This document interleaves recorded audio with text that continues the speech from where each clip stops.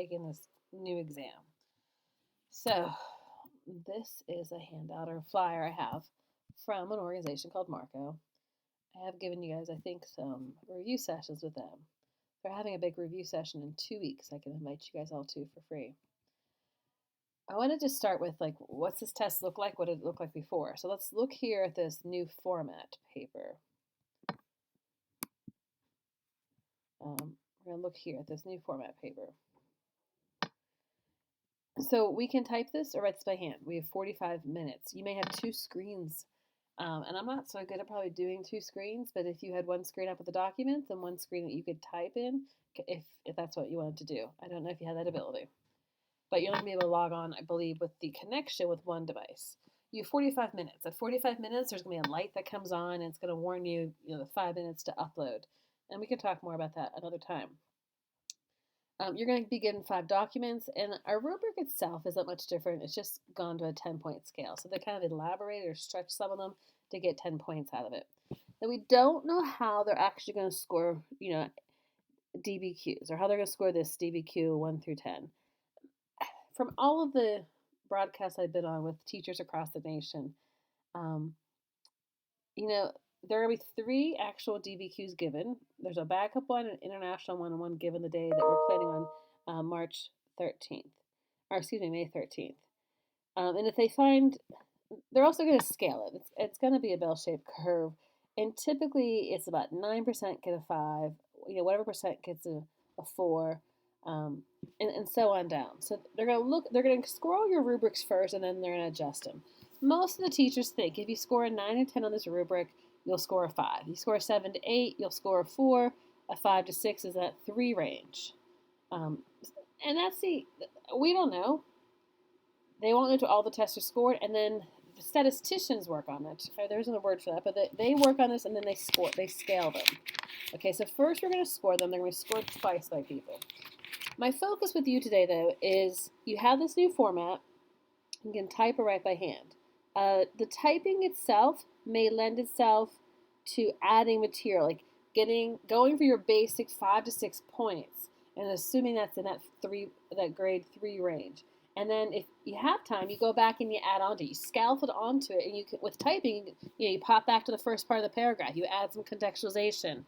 You add additional documents and another paragraph. And it's an interesting strategy and a way to look at this that we didn't have other years. So we have some online points here. We have the timing listed here for you to see. Now let me show you then the strategies that we've all come up with as teachers. So I have it here. You want to focus on earning your easiest points, and the more difficult points only if you have time. Okay, so that's not real challenging. So most of the teachers have come up with, what we can do is this 6-point strategy, and I think I just went through that with you on the other video I did about the 2020 rubric.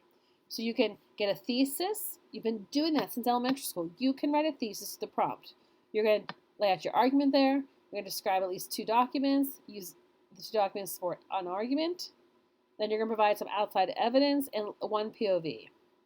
That should get you 6 points. And again, I know we're assuming, and that's never good, but we're going to assume that 6 points should get you right in the 3 range if you can add additional documentation.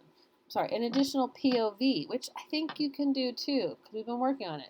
If you can add that contextualization, that should get you hopefully in the 4 range, and the 10 range is just really just so much. But the idea is get your thesis in, describe 2 documents. Remember we talked about reading through the documents, striking them or using them. Describe the documents as you support your argument. You have 2 body paragraphs there then.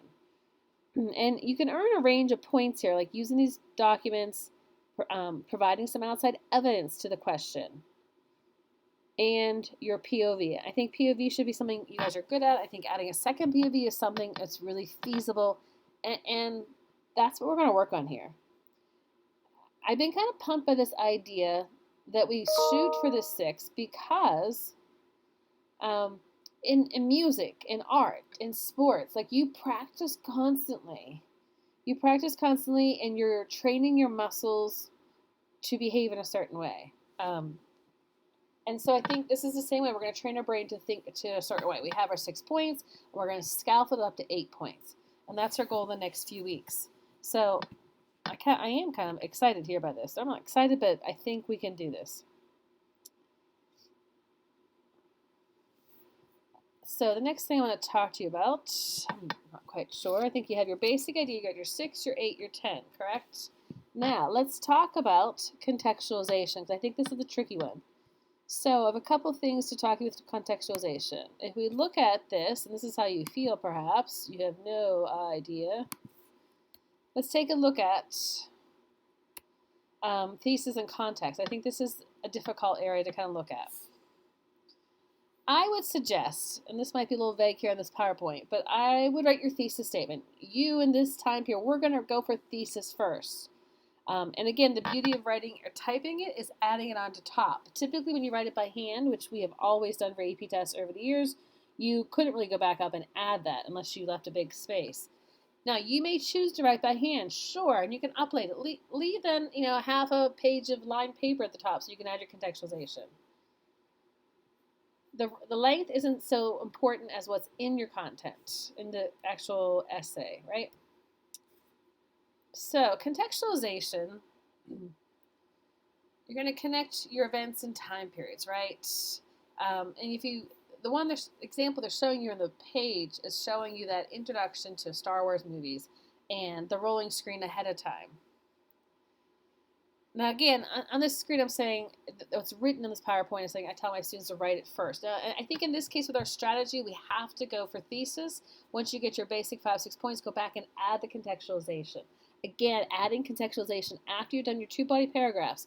You've used your documents well enough, and I want you to use 3 documents to make sure you've used enough documents, or perhaps 4 or 5 documents, and you've added a POV, you added your outside evidence, you come back and do this contextualization. It works really well at the beginning of the thesis.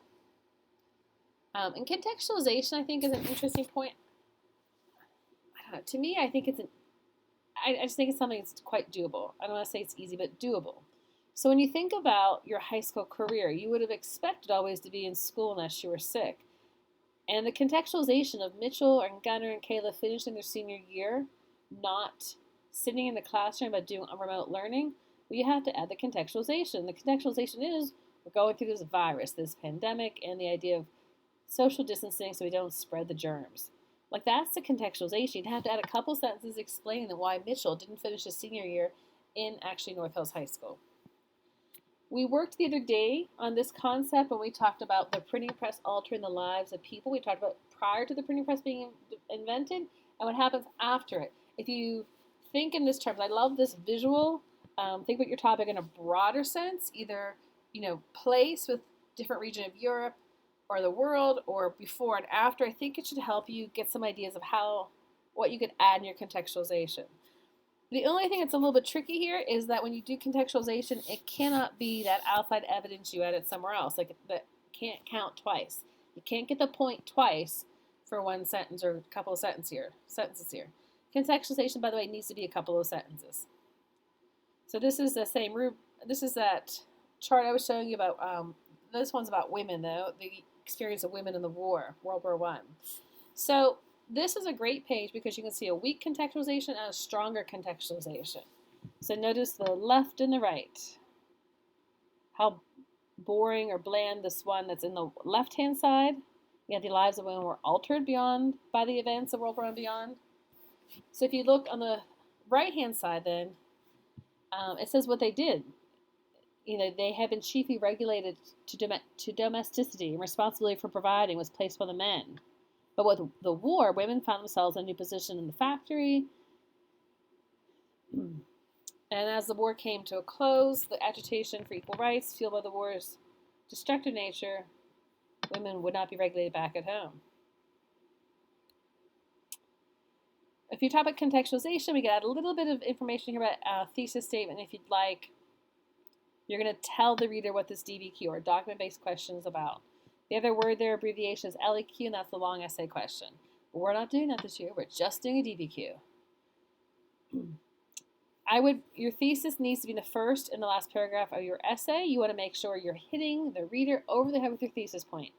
when I read, and what they're trained to do is if you can't find it, if the reader cannot find your thesis point in the opening paragraph, I go right to the end paragraph. Because if you don't have that, then I can't give you that point. And it used to be, if you can't get that point for thesis, and it's the same way, so you can't describe, it's hard to support an argument or describe in the document without having a good thesis here. So they're going to try to give you any point. They're going to try to give you this thesis point desperately, so make sure you write a thesis. Okay, and again, for European history, thesis statements can be more than one sentence. It doesn't have to be limited to one sentence. I do not mean to contradict anything you've learned in English class, but it can be more than one sentence. So this is another way to look at it, this graphic, the roadmap, you're answering the prompt, and then your body paragraph's going to have some mini thesis, how you extend your argument. I think you might find that's interesting. And ideally, you have this contextualization, then your thesis.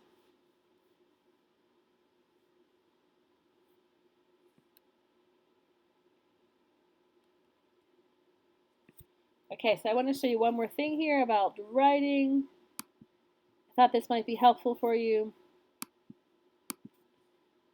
How you format this. You have this and this is, again, we are 15 minutes shorter here than other years. So this is going to be tough, but this is when you're adding your historical contextualization. You have your thesis. You really want to get to your thesis in the introductory paragraph. You're going to have 2 main body paragraphs. You don't have to have 3, 2 body paragraphs. Okay, we give you some topics over here, but the concluding paragraph, that if you have time, you do not need this concluding paragraph to get to that 6 points. Okay, if we go back and we look, if you have a thesis, you describe your 2 documents, you support your argument, you use some outside evidence, you add at least a sprinkling of POV, you can get 5, 6 points. This last one, this conclusion paragraph, you're repeating your thesis, you're extending the argument, and then you might even talk about how this complex understanding could come there, but that's a long shot in our limited time period we have here today, or on the actual AP test. I hope this was helpful for you guys. What I'd like us to go back over, though, is one more time, is going through, sorry for this craziness on your screen. Again, here are your basic strategies. Thesis, describe the documents, use the documents, provide outside evidence, and POV. You have a 6-point goal, scaffold up to an 8-point goal as we go along, and the 10-point is shooting for it all, which you can do. You can reach for it all. It's there. Now, how do we get to this? Well, I gave you guys this strategy. We had this paper. Quickly, looking at the documents you're going to use, you're going to strike it. You're summarizing documents. How do you use to support what argument here was listed? So I gave you this paper. And then what we're working on then is keep using this. This is that repetition and practice we do in music and sports. We're going to keep using this paper to help us get through it. And your assignment for tomorrow, which is Wednesday, was to take our printing press document and think, what's my general argument? What's my contextualization? What are my 2 body paragraphs going to look like? Coming up with a thesis, and then you have a quick checklist. So what's nice about this test, if I can say that word, super awesome with this test, is you can have these graphic organizers with you on the day of the test. And I have given you some through your links. And if you need them printed, I'll be happy to print them. Thanks, kids.